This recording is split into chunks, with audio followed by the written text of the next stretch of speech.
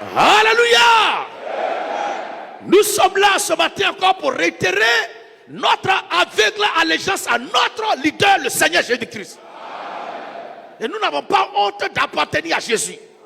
Et nous n'avons pas honte de notre Dieu Jésus-Christ. S'il y a des gens qui ne le reconnaissent pas en tant que Dieu, c'est leur problème. Chacun a ses gigas, il les gère comme bon lui semble. Nous avons été formatés à accepter Jésus-Christ en tant que Dieu créateur des cieux et de la terre.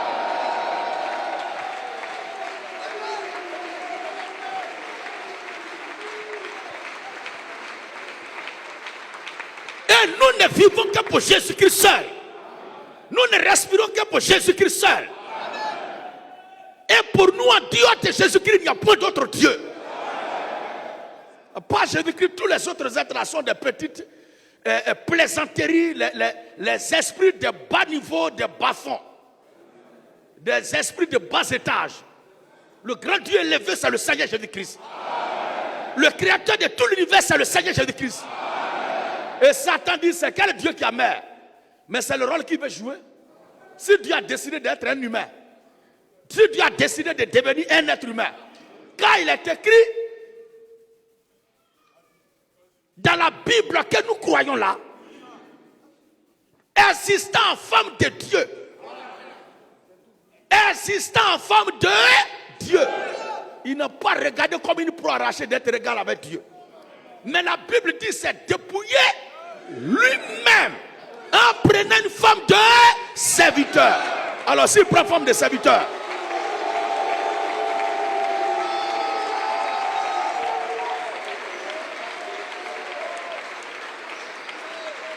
alléluia. Et c'est le rôle que notre Dieu, en tant qu'acteur, dans le plan de la rédemption, a décidé d'incarner. Ça veut dire que ce n'est pas un humain, mais il a décidé d'incarner, de jouer le rôle d'un humain. Ça veut dire qu'il n'est pas serviteur, mais il a décidé de jouer le rôle de serviteur dans la réalisation de son firmament. Il s'est dépouillé lui-même en devenant semblable aux hommes. Mais s'il était déjà un humain, comment il peut se rendre semblable à ce qu'il est?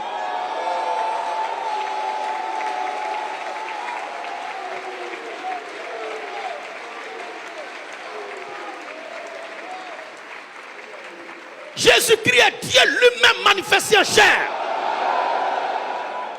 Et ça là, on ne peut pas forcer quelqu'un à accepter ça. Parce que c'est la chose qui lui coûte cher. Et il ne peut pas montrer ça à quelqu'un si ce dernier-là ne lui appartient pas. Les gens jouent, hein? La chose qu'il a montré aux disciples, quand ils ont vu, ils ont voulu pas dire, taisez-vous. Gardez ça pour vous seul. Sinon, si vous dites ça pendant que les seuls vont venir m'envoyer ici. Quand on apprend que Dieu est quelque part, toi tu vas rester quelque part. Tu vas aller autre part. On dit Dieu est là. Je comprends pourquoi le Seigneur leur disait de se calmer. Parce qu'on a beaucoup de choses à lui demander. Et ce matin, il se peut même qu'il soit dans la salle déguisé en être humain.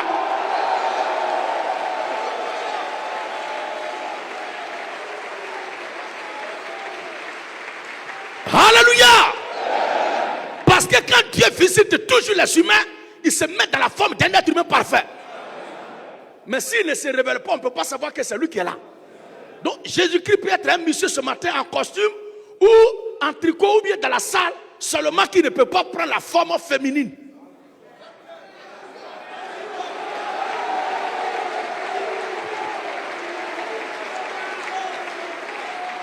Alléluia. Notre Dieu était garçon. Et il a dit faisons l'homme à notre image. L'homme à notre image. Si l'homme créé à l'image de Dieu était garçon, c'est que le Dieu à l'image de qui il a été créé était garçon. C'est pourquoi il a dit il. Alléluia. Oh yes.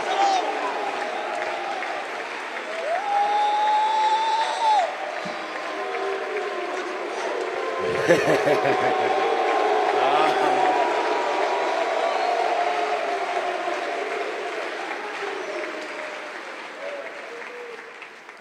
a décidé d'incarner le rôle rédemption. Quand il a visité Abraham, c'était un être humain qui a visité Abraham. Il était accompagné de 2 anges. Et il a demandé à ces anges de se revêtir d'un corps humain. Donc c'était des hommes comme vous, comme moi, qu'Abraham a reçus. Et ils ont mangé avec lui, ils ont causé avec lui. Et la Bible dit que quand les 2 anges sont partis, les 2 hommes partaient à Sodome et Gomorrhe, Abraham est resté encore en présence de l'Éternel. Présence de l'Éternel. Donc la présence de l'Éternel n'est pas partout. La présence de l'Éternel est dans un endroit très précis. Regardez encore. Il y avait un roi qui dirigeait la terre. Il était roi d'une province, roi d'un royaume. C'était un roi comme Muammar Kadhafi. C'était un roi comme Béhanzin. C'était un roi comme Sougou Gbeli.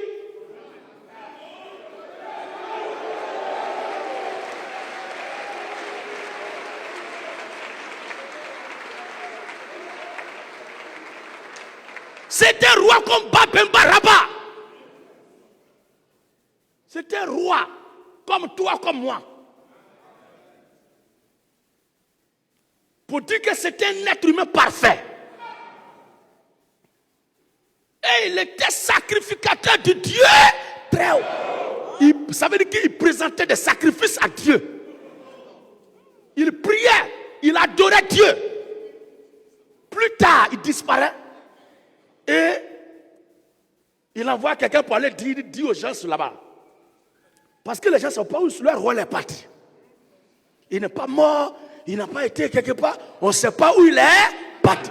Il envoie un homme appelé Saint Paul. Il croise Saint Paul sur la route de Damas. Il le terrasse. Il dit, va dire à mes petits là.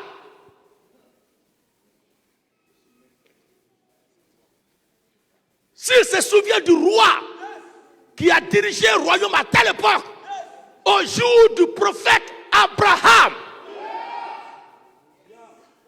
et qui était sacrificateur du Dieu très haut. Dans les Écritures, les rois n'étaient pas sacrificateurs. Les sacrificateurs étaient à part et les rois étaient à part. La royauté, c'était une fonction civile profane. Mais la sacrificature, c'est sacré. Mais lui seul a cumulé les deux. Qui est-il?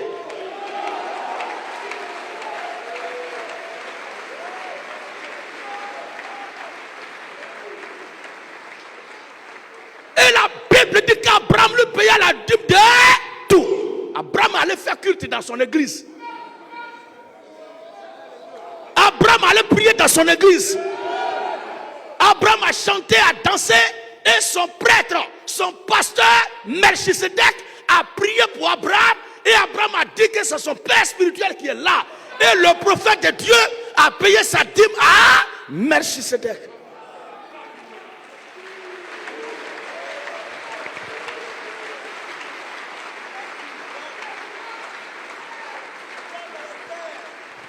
Alléluia. Abraham finit de payer la dîme à Melchisedec. Et Melchisedec dit, mets-toi à genoux, je vais prier pour toi mon fils. L'homme de Dieu, le sacrificateur du Dieu très haut, Melchisedec, roi de Salem, a prié sur Abraham.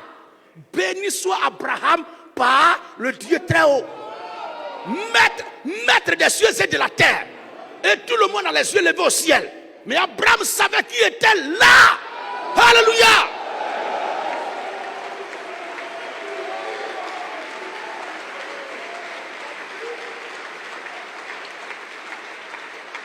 Seulement, il n'a pas révélé son identité de Dieu à Abraham.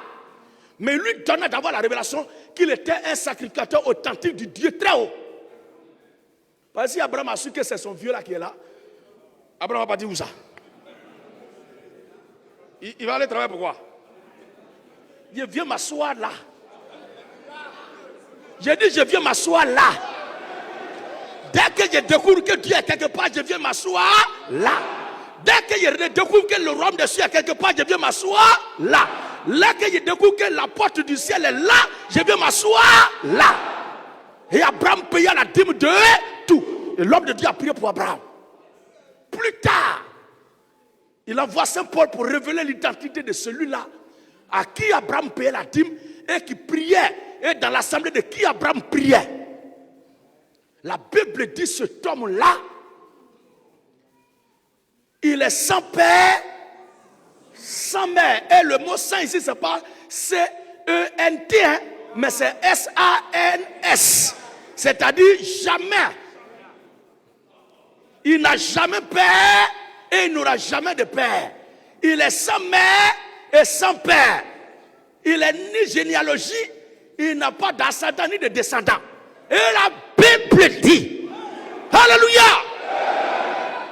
qu'il n'a ni commencement de vie, ni fin de vie.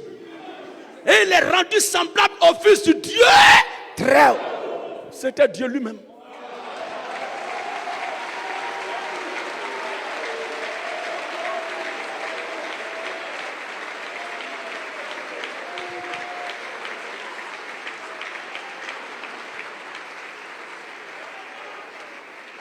Et Satan dit, mais s'il est Dieu à qui il fait les sacrifices, il s'offrait lui-même des sacrifices. Non, si Jésus est Dieu, c'est à quel Dieu Dieu a offert son fils. Mais quand on dit, ta mère s'est sacrifiée pour que tu réussisses, ta mère s'est sacrifiée à qui?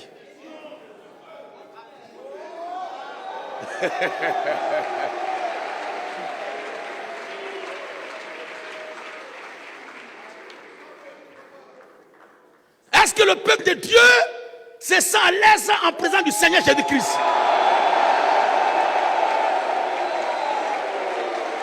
Alléluia! Et c'est ça le point capital de la division, du débat éternel, de la contradiction, de l'opposition sur toute la terre et dans tout l'univers. Sur la base, la question de qui est Jésus. C'est pourquoi ce matin, nous allons parler d'un élément concernant sa vie qui nous lègue pour que chacun de vous comprenne pourquoi il ne peut pas être acclamé, il ne sera jamais acclamé par tout le monde.